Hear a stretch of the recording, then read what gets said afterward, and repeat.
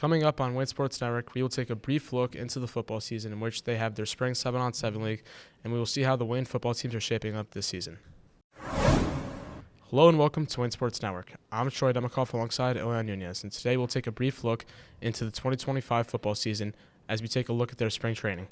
So first, we're going to start with Wayne Hills, and tell me about, who's coming back and the team's upcoming year. I mean, last year we had a record of 5-5, and now we're in our spring training. We're also involved in 7-on-7.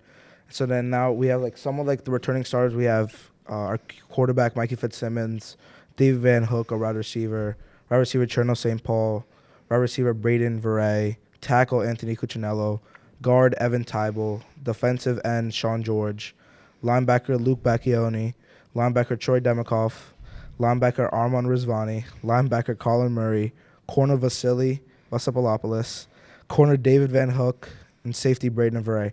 I mean, I think we have a really good set of returners who are really eager to get the season started, and also how we're starting to play with a new offense this season. And I'm really excited to see how that works out this season.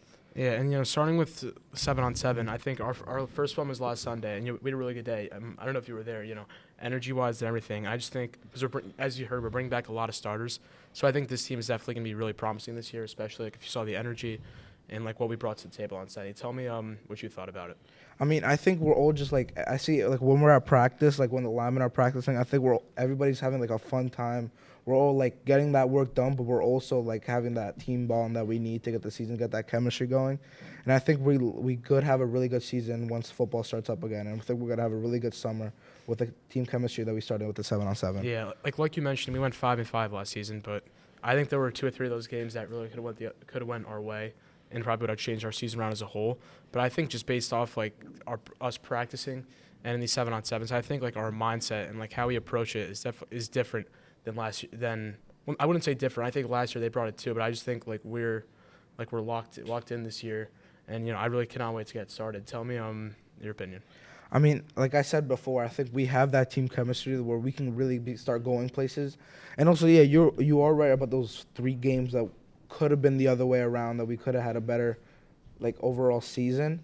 But I think this year, we leave everything in the past and we focus on our future of this summer and having everything done with just finishing 7-on-7, doing good in that, then starting summer football. So once we start that, I mean, I think we're going to be set, and I think we're all going to be really good. Yeah, I like what you said about team chemistry, because we've been getting after it in practice 2 times a week, every Tuesday and Thursday, and I think it's just preparing us for every Sunday, and then like you're going to hear later in our interview, every Sunday it's just preparing us for what is going to come in 2 months, which is our season, which we think is going to be really promising this year. All right, so now that we move on to Wayne Valley football, so Troy, do you want to talk about Valley's 7-on-7 involvement and also their season last year? So I think one of our teams is going to play them this upcoming Sunday, and I know they're not bringing back as many returning starters as we are. On offense, they're bringing back QB Danny Frullo, running back Eli Estevez, guard Ben Coop, and wide receiver Bryce Flower. And on defense, they're bringing back Braden Dunn and Bryce Flower at safety.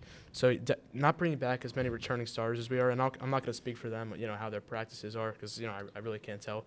But, I heard a lot of noise on their side of the field on Sunday, and I think, they're really energetic, and they sounded like they had a good day. Yeah, I mean, what you're saying, last year they had a 6-4 record, which ultimately that's not what you're looking for, but you can always achieve more after. But I think if you're putting in that work, I think it'll be a good game once we play them, and I think it's going to be a really good season for them. I think they could add a few games that maybe could have went the other way too. I mean, I think their 4 losses were, I think, us, Northern Highlands, Ramapo, and I'm not sure who the other one was, but they had some games that could have went the other way as well. And tell me about their season, what you thought of it last year. I mean, like you said, they could have, like you said, for us too, and for them, they could have those games that could have been. They could have been changed and could have won to change their season around. But also, ultimately, I think if they do the same thing we're doing and they have that same chemistry, I think they can go a long way too. Yeah, I mean, I think just looking at the starters I named before, I mean, definitely some impact players, some players we're going to have to watch out for when we play them. And, I'm just going to say, I mean, I heard a lot of noise on their side of the field, and I think, they're excited for the season too, a lot of energy, and that's all you can ask for out of a team, this early. I mean, it's still April, still 2 months till the start of practice, and for them too, and then 5 months till the actual season starts, and I really can't wait for it. And I'm sure they can't wait for it either. I mean, they should have a promising team coming in, and I think we have the same thing. Yeah, I agree. All right, now it's time to cruise the halls with sophomore David Van Hook of the Wayne Hills Patriots.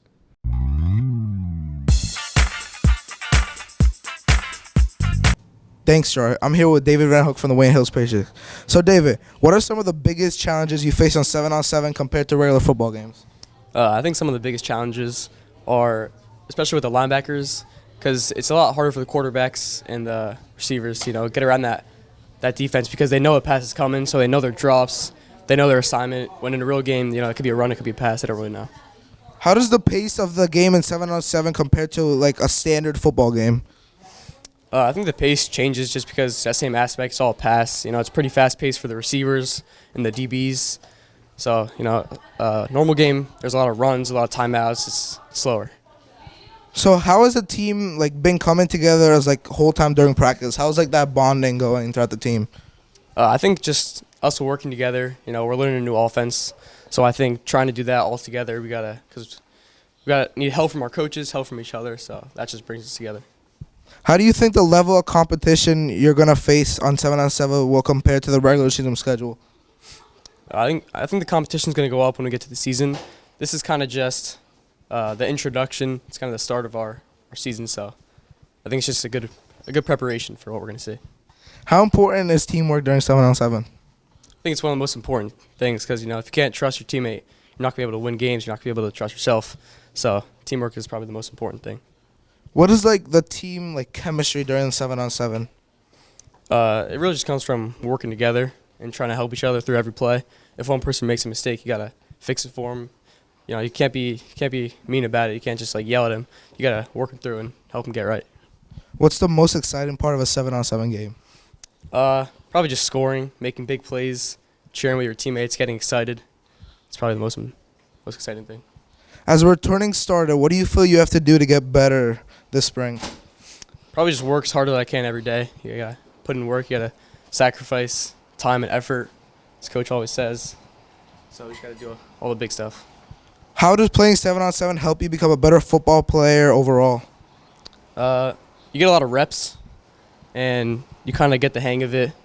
You work on things like route running, covering, so it just helps you get better than that aspect. After you're done with 7-on-7, do you think you'll be prepared for the up-and-coming football season?